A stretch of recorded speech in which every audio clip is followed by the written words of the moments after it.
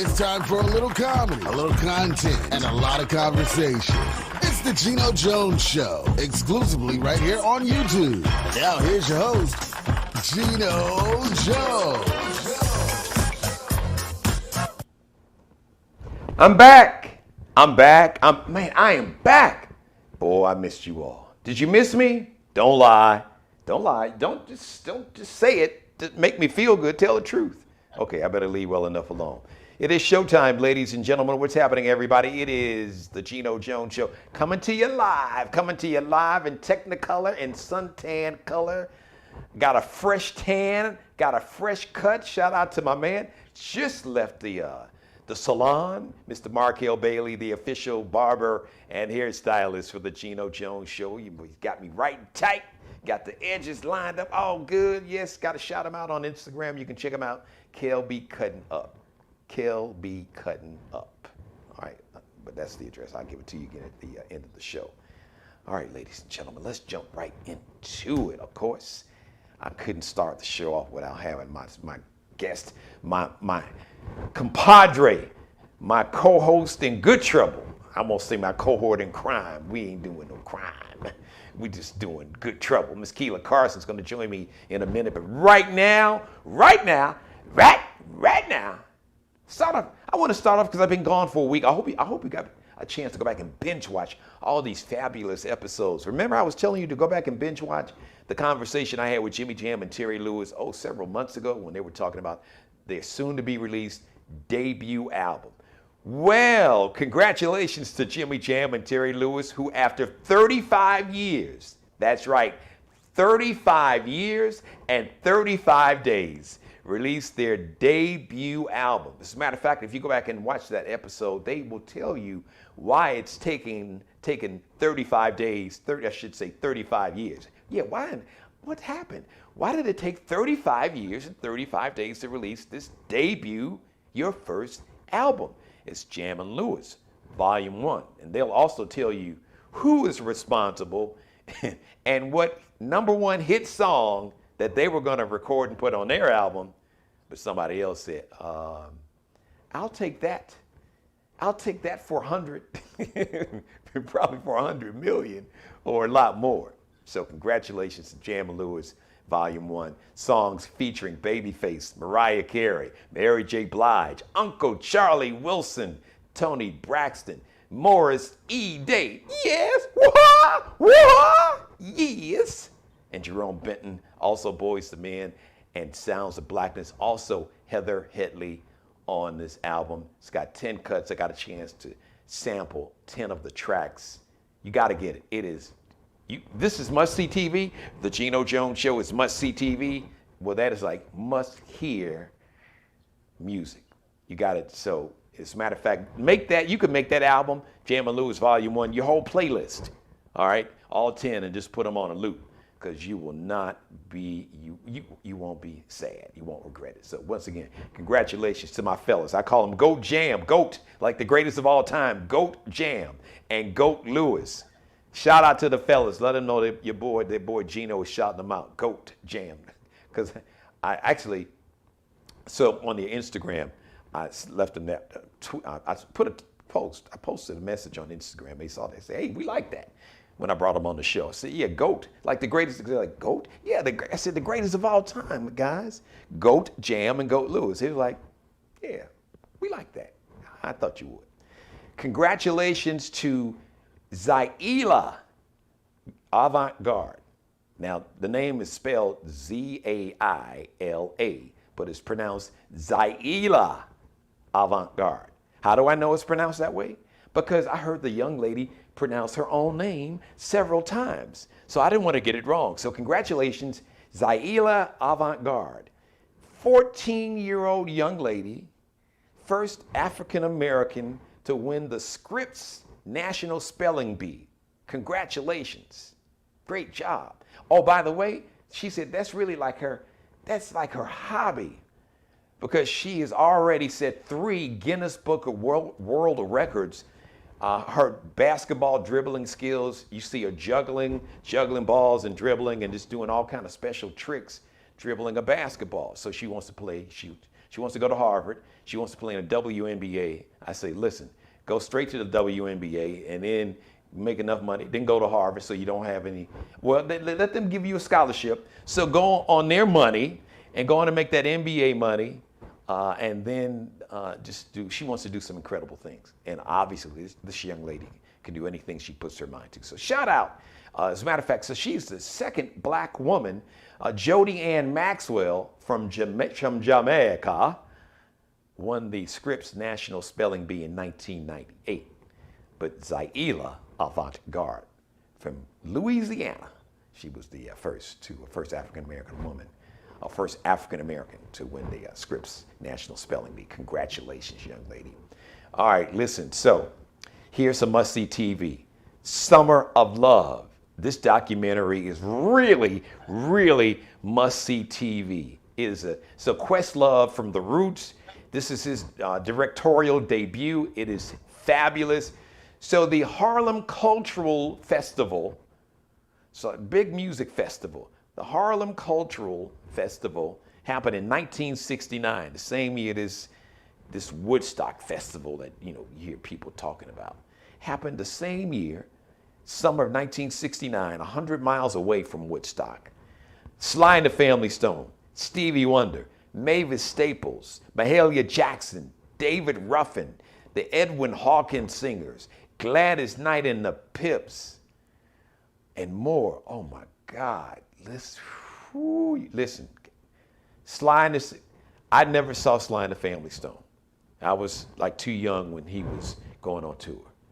Now I heard, Sly may show up an hour late, Sly might not show up, Sly might show up so high he can't perform. But that day, Sly was, I don't know if he was high or sober, but whatever he was in rare form.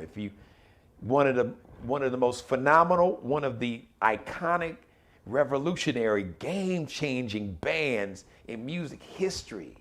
I mean, you had two women, you had two sisters, you had a sister playing a saxophone, you had a white dude on the drums, you had another white dude in the band as a guitar. So they had this biracial cross, and when it comes to gender, Larry Graham, Mr. 1 in a million, yeah, that dude, Larry Graham, he was in the band. Oh, but Sly Stone, the energy, Sly's a bad, bad man, y'all. And I'm telling you, you got to see. If you have never seen Sly Stone perform, when you see this, you'll get it. You'll be like, oh, damn, I get it.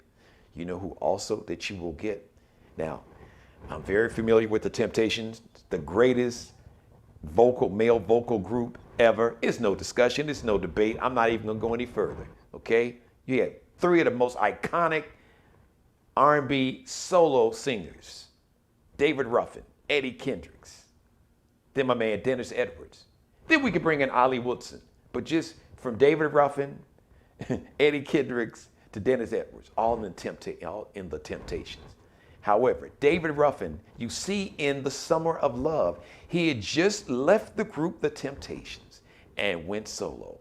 Now, I've seen some old video footage, old film of The Temptations and David Ruffin performing, but I knew he was a bad man, but I didn't really get it and see what folks were talking about.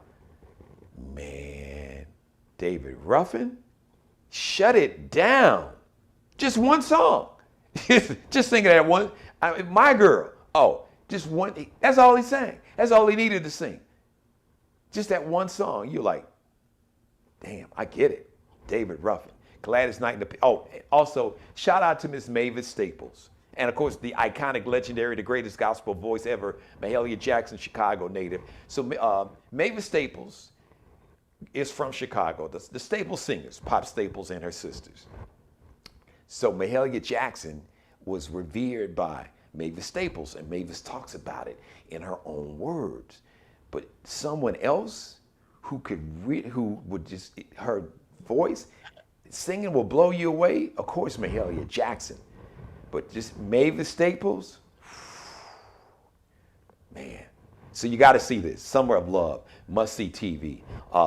And one more thing real quick, congratulations. Information just came out today, the Hollywood Walk of Fame class of 2021. In the class, Don Cheadle, My girl Marla Gibbs, who's 90. Shout out to Marla Gibbs. She should have been on the Hollywood. She should have had a star on the Hollywood Walk of Fame, what, 30 years ago? Man, 30, 40 years ago. What the hell took you all so long? Also, Salt and Pepper, Morris Chestnut, Jennifer Lewis. She's a great, I love Jennifer Lewis, of course, fans of Blackish, but she's been in so many movies. Also, Judge Greg Mathis. Shout out to the 313 to 248. I know Keela Carson's going to be cheering. That's a dude, a Detroit native. The Human Sperm Bank, Nick Cannon, the Shylights, Missy Elliott, and August Wilson, who was given a star on the Hollywood Walk of Fame posthumously. That means after you die. So he should have, I don't know how he didn't have one while he was living, but so much for that. All right, ladies and gentlemen, as I see, how you like, can you see him? My new, those big bulky black headphones, they're no longer around. So ladies and gentlemen, without any further delay, let's bring her on camera. Bam! There she is, my cohort in good trouble, the lovely, the talented, the beautiful, the multi-talented, this woman. As a matter of fact, so let me do this as I introduce Keela Carson. I need to shout out Nicole Hannah Jones. So she went to the University of North Carolina. She had been teaching there. And so I believe the faculty voted to offer her a position called tenure. Now, Keela will explain to you, being an educator and a media personality, the educator in her will explain to you what tenure means. Basically, it kind of means that they virtually can't fire you for just about, you'd probably have to just shoot somebody in the head to be fired. Gives you a lot of security. So the faculty, her peers, voted for her to get this tenured position. But there was some boosters, some donors, some of the good old boys down in the University of North Carolina, Chapel Hill, that wasn't too fond about Miss 1619 Project and that Negro, you know, with that whole critical race theory and making white kids feel bad about their ancestors being racist. So they denied her tenure. She said, I got you. Guess what? I don't want it. Because what happened, they eventually reversed their decision, offered her a tenure position in North Carolina. She's like, thanks, but no thanks. Matter of fact, I'm on my way to Howard University. Some call it, they call it the Black Harvard University. Some call it the Mecca. So many famous alumni, including Vice President Kamala Harris. And then not only did she go and take the tenure position and $20 million that she was taking with her to support this journalism program, she took one of the most renowned writers, a brother named Ta-Nehisi Coates, with her to Howard. Bam! Boy, that's checkmate. That's the kind of move that me and Keela Carson would make. So with that, Keela, I just want to bring you on, and because I know you doing your thing, you know, not just as a media personality, but an educator. So I'm sure that sounded like a move to Keela Carson with me. Yeah. As a matter of fact, it's well, not quite as luxurious as you know, Nicole's situation, but yeah, I'm in a situation right now with the institution, and I'll just have to leave it at that. But okay, well, I mean, you basically told the story here, right? But let's get down to the, I guess, the underbelly of it. There you go. You know, this is about not only money, but what could be interpreted as race, or at least her association to her race. You mentioned the 1619 Project, right? Mm-hmm. And just to make sure people understand, this is something that Nicole Hannah Jones has worked on. And in that project, what she basically says and exposes is that the institutions, our schools in America, and possibly even abroad, but mainly America, as it relates to American history and its relationship to slavery, is lying when with the two lines that they do have on slavery when you open up history book. And you and I know that we have been to school. We know you open up that one chapter or that one paragraph, and it's got the slaves happy on the farm, Yes. on Really? the Right. plantation smiling, Cheesing and with some watermelon. Oh, boss, we sure love it here. You treats us we show so is good. happy, While you you raping know, us and beating us and denying us our freedom and we working and for free. and so she's saying it's time to tell the story. The truth. Let's tell the real story, Thank you. Yes. not some nice watered down version, so that people can feel good. Which is what a lot of opponents of the 1619 Project are saying, is that, well, who wants to go to school and feel bad? Well, none of us want to feel bad, but history is history. And Key, It is what it let me is. just jump in here. So if you think that poor little 5-year-old white kids are gonna feel bad and come home crying about, oh my God, I can't believe our ancestors treated us that way. How do you think 5-year-old black kids feel about learning that their ancestors were murdered, raped, and hung from trees and beaten? How do you think, did you ever stop to think how black children felt, how me and Keela felt when we saw Roots? Did you ever stop to think how that made us feel?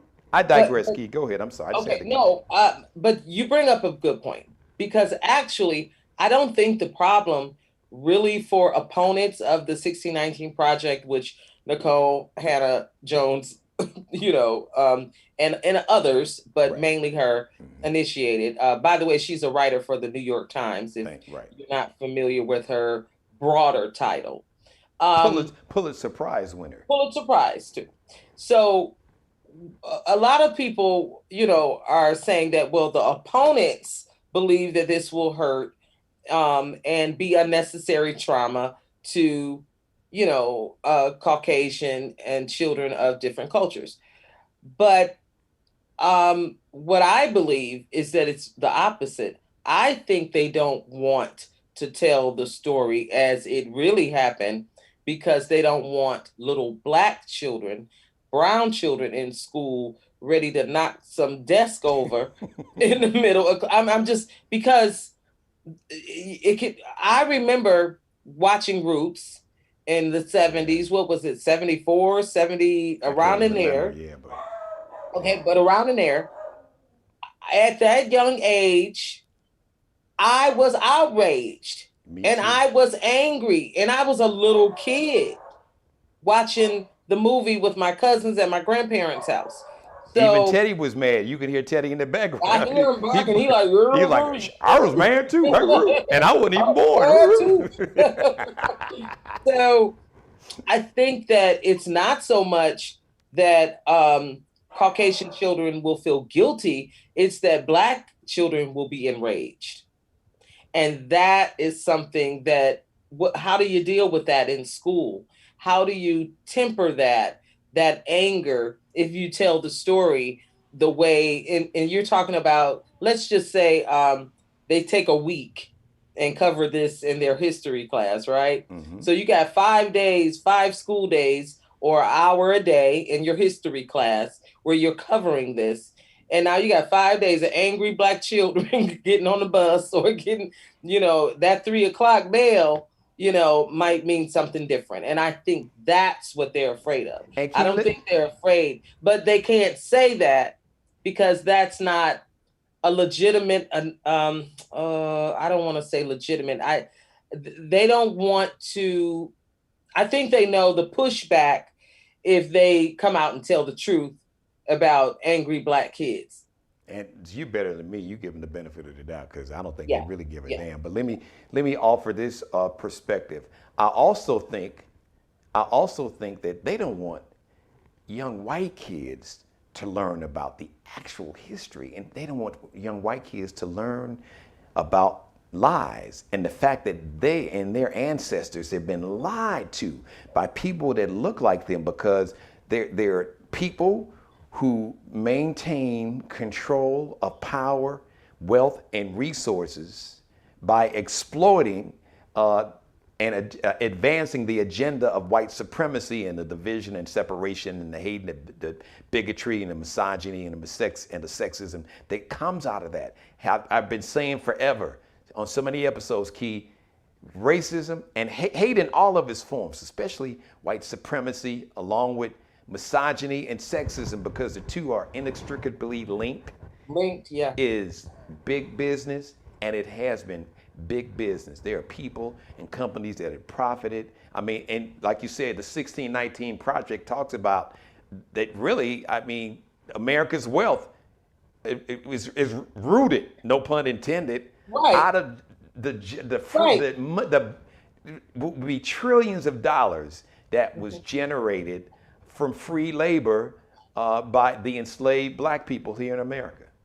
Yeah, I mean, listen, again, you raise some issues, but I that are I think true, but I think that despite anyone's effort to quell or quiet or suppress that story with the Generation Z, it's not working. Oh, because absolutely. The Generation Z, the one thing that, and even millennials. Yep, I was about to say. Mainly Z, they talk to each other. They just forget about the history books. Let me tell you, your people stole my people from Africa. I mean, they're telling the story themselves. Right. Okay. You know what they'll do? You know what they do? And the millennials will too. They'll be like, oh, wait, hold my Chablis or whatever, or hold my bottled water. Google, tell me the truth about slavery. Right. And so because of that unique relationship with these young people to each other, and the way they socialize, and the way they talk to each other honestly and frankly, the story is out. And so because the story is out, what the fear really is like you said, there is a sensitivity that is created by Gen Z and millennials, and you can already see it. Yes, you can already see it. And so because that sensitivity is created, then change is a coming.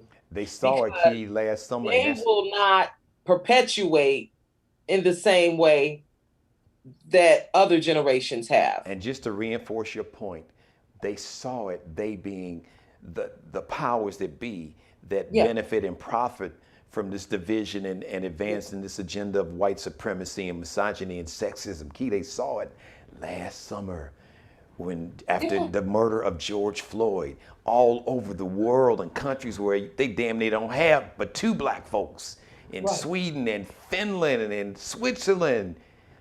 Virtually all young white millennials and Generation Z all over the world, they were out supporting the Black Lives Matter movement and just speaking out against white supremacy and racism in all of its forms. So that's the point. That but like you said, as we say in the hood, the jig is up. The jig is up. And you can't hide the truth. What did Earth, Wind, and Fire song? You can't hide love. You can't hide the truth. Love. Thank God for that. Hallelujah. I'm sorry. Woo. Oh. Hey. That got in my soul. I feel like Keith like Debbie Allen. Woo. Okay, I gotta just say this. It's funny you went there. When you watch Summer of Love, if you haven't seen it. Yeah, I saw it. Oh, I saw it. You saw the sisters and the brothers that got the Holy Ghost in. I did. In the park. There was one sister. She was killing the game. She was popping and locking and twisting. She's from my church, and honey. She was like, man, that's how we get down. We double in my church. We have to double pin our wigs. We have seen them. You say go flying, huh, Key? Hats, wig, the whole night. Oh, Lord. The whole hookup. But as far as Nicole Hannah-Jones, kudos to her. And I'm sure it was a difficult decision initially, because initially she wanted her tenure. Yeah. And you mentioned to the audience that I would double back and explain, but you kind of explained it. There is in most colleges now, a college or a university can handle tenure and the way they track it, because they call it a track. Okay. Like if you're on the CEO track, you kind of start here and then you move up. And so the tenure track is usually assistant professor, associate professor, full professorship. And that's how you start. I mean, that's how you get the tenure. Now, a board of select members of heads of faculty. And so it's usually not, just professor so-and-so. You're usually you're in a leadership position of the faculty, a dean, whatnot. And those individuals vote and get you tenure, right? Now, tenure, it can mean a lot of things depending on the college, but as you stated, it generally means that short of busting kneecaps and, walking down Fifth Avenue and shooting somebody. And right, you got a job. I mean, as a matter of fact, you can be at home watching reruns of Oprah and still keep your job. You're like, okay, I'm not coming in today. The students can hate the way you grade. Sorry, students.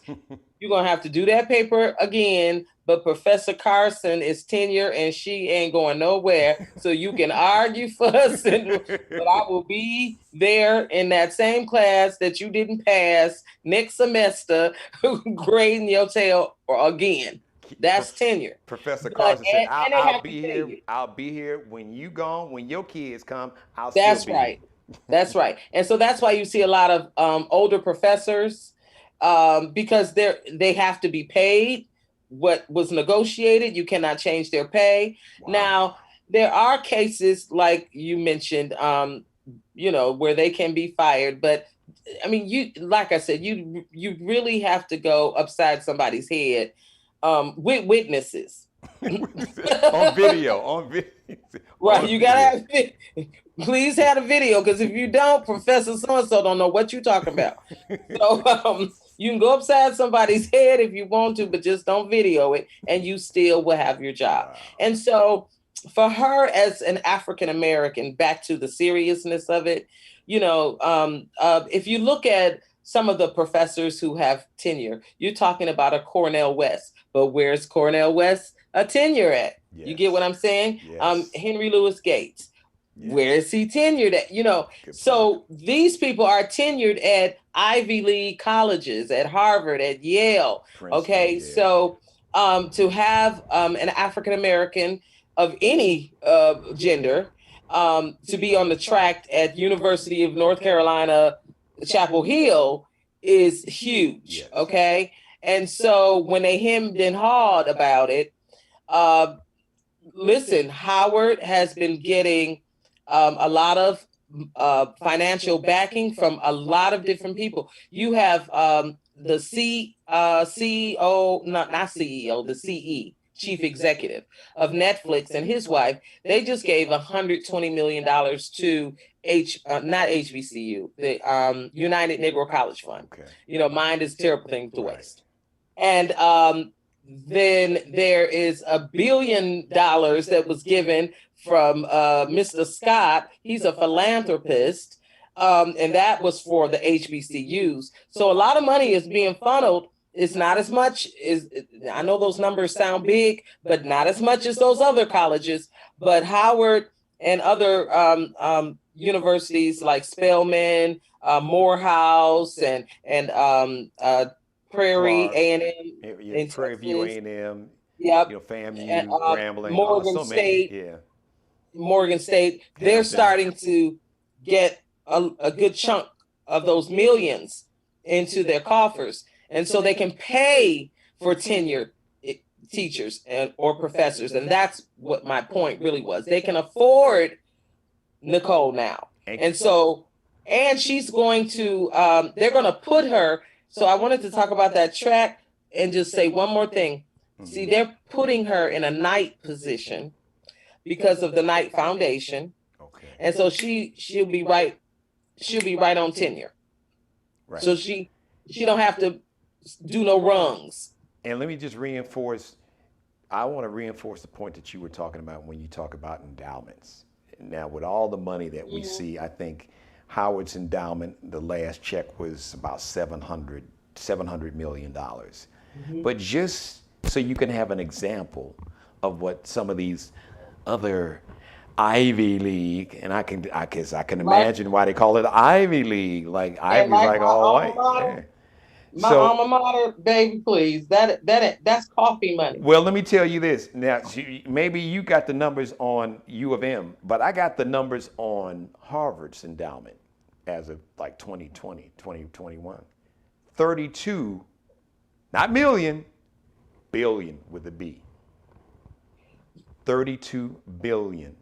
Michigan is in the ballpark, but not quite, not quite at the home plate. But they are. They're in the neighborhood. They may not be on that block, but they probably right around the corner. Yeah, they can come and play. They can come around the corner and play. Yeah. Yes. Yeah. Because of the football. So let me put it in context.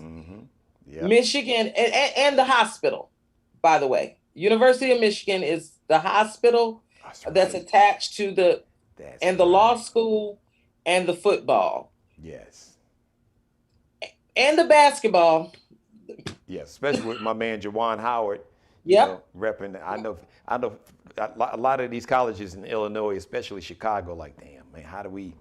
Well, he went up there with the Fab Five, but he's doing this. I'm happy and proud of Juwan. Juwan's going to do he's already doing a great job, but he's really. Absolutely. And listen, Key, enjoy him while you got him, because here's my prediction: 5 years he'll be, or less. 5 years from now, Juwan Howard will be an NBA coach. I don't think it's going to take that long. But I guarantee in 5 years from today, in 2026, Juwan Howard will be a coach in the NBA, a head coach. Sometime between now and then. Yes. Yeah. Because he's already been an assistant. He was an assistant with the Miami Heat when LeBron won a championship there, won two actually. So but I'm proud of the Fab Five, all of them. Me too. They have done. I told you that was my first live report, the North Carolina Tar Heels timeout. Yes, you did tell me that. That was my first live report. And those young men used to play in my sister's backyard in the school in Southwest Detroit.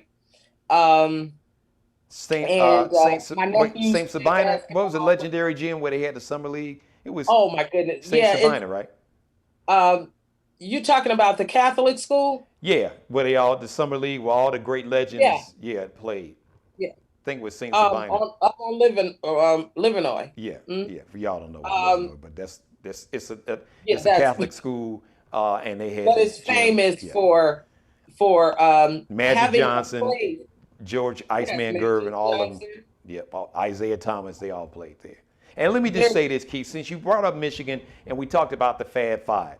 So now, since states have said, listen, these athletes, there's something called name, image, and likeness, NIL. So now that they passed a law to where students can make money off of their name, image, and likeness, and now some of the schools say, well, it's okay, you can students can get paid because everybody else was getting paid. But even a conservative Supreme Court judge was like, wait a minute, no other industry in America could get away with this. So what I need the NCAA to do is to reinstate those banners. Yeah, because for those who don't know, our Five banners. Banner was taken down. Winning the Big Ten championship year. Right. Put those banners back up there. Yeah, because of the association that the players had. It was specifically Chris Webber. This guy named Ed, who's no longer living, Ed Martin, supposedly. Yep. Gave him some money. The family gave him money, and those young boys need money because, and even though people are like Chris Webber went to Country Day, but listen, Country Day Would We, give scholarships I was to about to poor say, kids. let's tell the whole story. So it wasn't like Right. because his parents, like his mom and daddy, they were working class people, middle class, Right, but they they weren't the wasn't country CEO of day. GM. Right, they weren't country day tuition people. They pulled him into the school, Yes. to play, and that is common. A lot of Yes. people, Very a lot common. of children of color will go to schools like that, and that's not new across the country. Isaiah on Thomas went college. St. Joe's way out in Westchester, way from the Yeah. west side was a school Is that like where that also. Isaiah went? Yes, St. Joseph. So Isaiah, same situation. Catholic Yep. school, scholarship, Exactly. same situation. Exactly, because they want a winning team, and they pull the black boys, black girls, all the superstar athletes into their programs. That's right. With the price of tuition, and so they punished him when he got to college. What? Right, and punished the team basically. They're and took making their championship millions. banners down. Yeah. They're making millions off of these kids, but Wait, Keith, here's let me say this: not millions, billions. Yeah, billions. You're right. Billions with a B. Yeah. Billions. Billions. The contract that the NCAA has with CBS is in the billions, and it has been in the billions. That whole March Madness, that whole tournament makes billions of dollars. Just that one 4-week tournament every year. Coaches have been getting 10-figure salaries. 8, 9, $10 million. Then they have endorsement deals from Nike and Adidas. Then they have TV shows, and they get incomes from TV shows, and they are pitchmen selling cars and real estate and all. Man, don't. And so this is what I would like to happen, because Nicole and Nicole Hannah-Jones and Mr. Coates stepped out. What I'm hoping is that there's a new wave. Yes. And I want our black athletes, I want that are making money and that need something to give their money to. You take yourself to these HBCUs. I want you to give them the money, get their athletic programs together so that little black girls and little black boys can stop going to these other schools that don't care about their well-being, in some cases where they're fighting because of racism and fighting to be included. And they're superstars, right? They can go to school at the HBCU, because how ironic is it that our HBCUs got to fight to get good talent? Well, of their own people. Right. Well, it wasn't like that before, because, when these universities, like the University of Alabama, I'm sure Michigan, all these big universities, they were segregated. But what happens is when they were getting their ass beat, like when Alabama got their ass beat by the University of Southern California because they had like some of the top black athletes, then that summer, the late head coach, who was Bear Bryant, was like, I need to get me some of them. He was talking about some brothers. So shout out to Reggie Theus. Reggie Theus was an NBA star. His best years was he was a guard for the Chicago Bulls. Women loved him. They called him Pretty Boy. But anyway, so people who know basketball, old school, remember Reggie Theus. Reggie Theus, a couple of weeks ago, announced he is the head coach and head of the athletic department at Bethune-Cookman. Oh, yeah. Eddie George went back to be a head coach, I believe, at Tennessee State. Deion Sanders is doing this thing down at Jackson State. So what's the HBCU there, right there in around Detroit? Isn't there one in that area, somewhere in Michigan? Central? No, HBCU. Oh, HBCU. Yeah. Isn't there one somewhere in Michigan? Oh, we have, oh gosh. We got in Ohio, Wilberforce. Okay, I thought it was one near Detroit. Okay, maybe I guess in Detroit, no. Okay. No, we don't have an HBCU in Detroit. But yeah, Wilberforce. There's but one we got right Wilberforce, in Ohio, that's close by. So we got Ferris State, but So instead of going to Ohio State, y'all need to go to Wilberforce. How about that? And that's all I'm saying, is that if we start giving money, to our own, maybe we can keep some of our athletes and they'll have a place to play that has a nice stadium that they can get recruited from into the, professional sports and whatnot, and that they can, their families can be taken care of, and we won't take advantage of them. And Keith, let me just say this: the money's gonna follow the athletes. I guarantee you, if all them brothers who go to the University of Alabama with Nick Saban, if they was like, wait a minute, why are we doing this? You got Alabama A&M, you got Alabama, you got so many black colleges right there in Alabama. It would shift the paradigm, because back in the day, Grambling and Jackson State, Walter Payton went to Jackson State, Jerry Rice went to Mississippi Valley State, all the Hall of Famers. I mean, you can just look at the Hall of Famers that went to HBCUs, Grambling, and my man Richard Dent went to Tennessee State University. I could go on and on and on. But we need more. We need more. The Fab Five, maybe they should have been the Fab Five at Florida A&M or at Wilberforce. If they'd have went to Morehouse, can you imagine if the Fab Five went to whoa, or Hampton? Or like you said, anywhere. Hampton. Oh. Look at Keith. I guess it's maybe not. Boy, maybe not Hampton. Wait a minute. You gave that little Bernie Mac, Carl Wright shake. On the court, at Hampton, that's the party. Get down. That's boogie down, baby. Well, they say the same thing about Howard too. We're really like Hampton. Hampton. Say Hampton's not like the next Hampton. level. And Hampton. FAMU. They say FAMU can. Well, FAMU, but Hampton is legendary. It's branded. Yeah, legendary. They have branded it. It's a party. When you graduate, they give you your diploma and brand you. Party. With party. You survived the party. I know that's right. They hit you with that heat. All right, Key, I've jumped in and ad-lib, but this is important stuff. Yeah. So I know you got to run. So before you go, I'm sure there are a couple things that you wanted to touch on. So you got the floor, whatever it is you wanted to. Well, I just want to say again, I'm glad that Nicole Hannah-Jones did what she did. She took the job with Howard. She's got the tenure now. They've got the money to pay her and Mr. Coates and all the other professors there. There are more professors. I also want to congratulate our spelling bee. Is it Zalia? Zaila Avant Garde. Zalia Avant Garde. The word, was it the Mariah tree or something? That was it. And now I would have been like Mariah, just Terry Lewis, Mariah Carey on volume 1, and they would have been like, to the left. They'd have been like, sorry, wrong answer. Yes. Emily, can you spell? Right.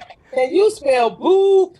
But congratulations to her. And by the way, she got 3 full scholarship offers. Yes. LSU, right there in Louisiana. Yep. Go to Grambling, girl. Go to Grambling. We was just talking about that. That's our point. That's our point. Right there in Louisiana. As for the Summer of Soul, it happened. The one thing I loved about the documentary from Questlove is when they highlighted the point that it took place on the same day as the moon landing, and people were like, it's a man landing on the moon, but and that's good. They said that's good. But this right here, they said the people, we got to let the world know that the people need to be heard. And I got to tell you, I had no clue that festival ever existed in Harlem, USA. Nobody did. It sat in somebody's basement for 50 years. And like the brother said, well, y'all spent all that money sending the man to the moon. We got a lot of hungry black folks here in Harlem and in America. Right here. Brown people. Fed a whole lot of folks. The Cubans, the Cuban bands. Puerto Rican. Yep. I mean, it was just one love, literally, in Harlem. And to see those people out there, and it cracked me up. The people said, oh, yeah, we packed our little chicken in the bag. And But they had the black vendors out there too. It was beautiful. Yeah. It was beautiful. God. Beautiful. You have to watch it. Was it Netflix? I believe. Was it Hulu. Netflix? It was on Hulu? Yes. Okay. Because I know I watched it. I just watched so much between the cable networks. But okay, Hulu. But it was excellent. Kudos to Questlove. And Geno, you look awesome. You look like you have been in the summer of love. Your skin complexion is like mine. And I'm loving it. And my only regret that it won't stay this way. Oh my God. You like a little honey dip. So I gotta move to, maybe I need to move to Jamaica, because my only regret that it will not stay this way. But I'm gonna get as dark as I can before. But see, the good thing, I'm here in Charleston, South Carolina. We'll get sun. It'll be hot up until at least past Halloween. So I'm good until Thanksgiving. Ain't nobody trying to hear all of what you're talking about. Your wife standing off to the side, talking like, "Shut up and come on over here. Let me talk to you." Well, since you went there, and we're part of the glow is that our anniversary was last week, Wednesday, July 7th. So that's part of the glow, since you mentioned it. So happy anniversary, and my birthday is Friday, July 16th. Wow. Well, happy birthday. Well, damn, I got to give you the day off. I can't have you be a guest. You know how we do our weekend review, but it's your birthday. So we're going to celebrate you. You won't be here, but I'm going to celebrate you. And maybe if I could find a cardboard cutout of you and have that stand here, we do the show together.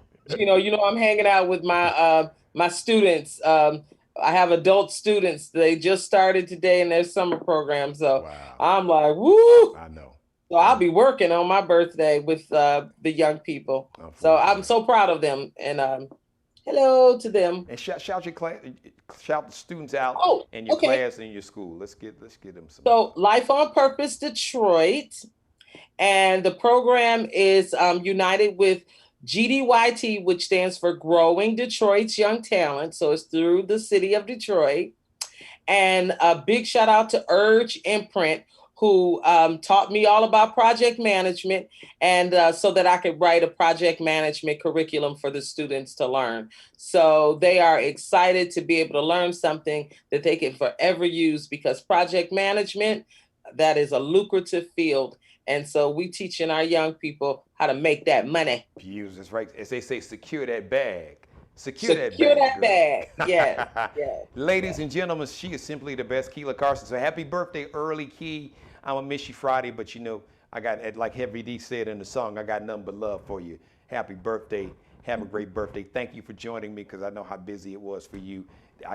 My first day back on camera just wouldn't have been the same without my cohort in good trouble, ladies and gentlemen. I told you the sister can do it all and do it all well, Miss Keela Carson. Once again, thank you. We'll see you next week, right? We're good? Yep. All right. Yep, I'll be here. Ladies and gentlemen, the one and only Keela Carson. Thank you for letting me be a part of your life. As always, God bless each and every one of you, God. Most of all, thank you for letting me do the Geno Jones Show live right here on my YouTube channel, Monday through Friday, 6:30 p.m. Eastern. I got a special guest on Wednesday, so I need you to spread the word.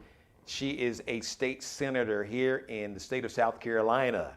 She is running to be the governor of the state of South Carolina. She will be the first African-American governor ever in the state's history.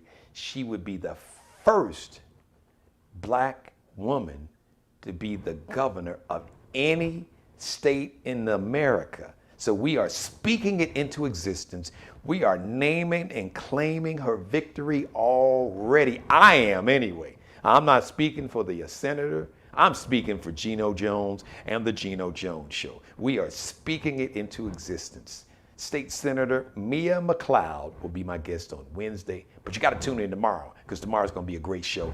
President Joseph Robinette Biden is giving a big speech about voting rights.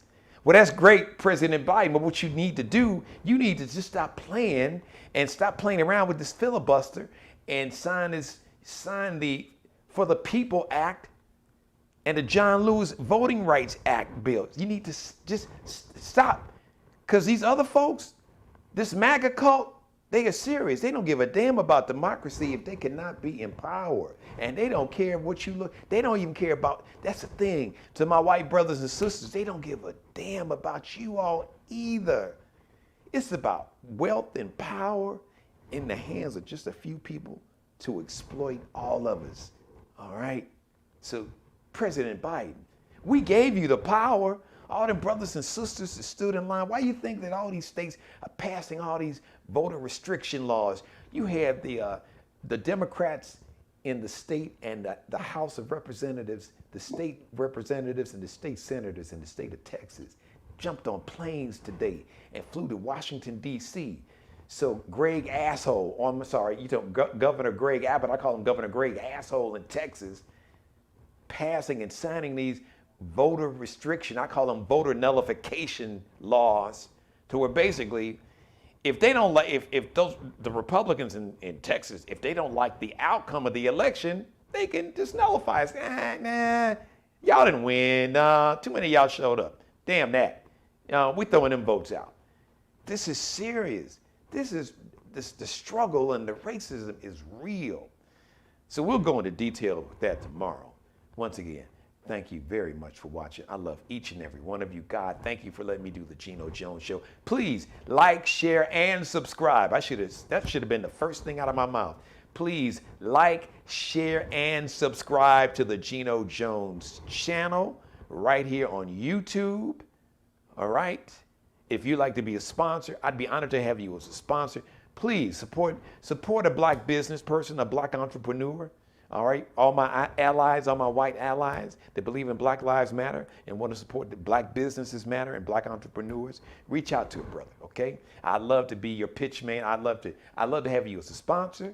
I'd love for you to advertise on the show and the channel. And if you're looking for the ultimate pitch man, I'm not the king. No, I'm not the king. Let me be very clear. I am not the king. I'm the king. I'm the king of pitch men. So holla at your boy right here, Geno Jones Show at Gmail. Or leave me a message right here on my YouTube channel. I love each and every one of you. Mother, you know I love you more than life itself. Glad to be back on camera. Man, you all don't realize this show is therapy for me. So I'm doing this as much for me as I do for you, because you all give me so much more, way more than I could ever give you back. And I thank you, and I love each and every one of you for it. You and me tomorrow live. I'll have, it'll be, I guess, a post speech. I believe President Biden is giving this huge speech about voting rights in Philadelphia. I believe he's going to do it before the show. So it may be a post-speech show. It might be a pre-speech show. So just stay tuned. I'll let you know what's happening. All right. But until then, once again, thank you so much for watching, and be blessed.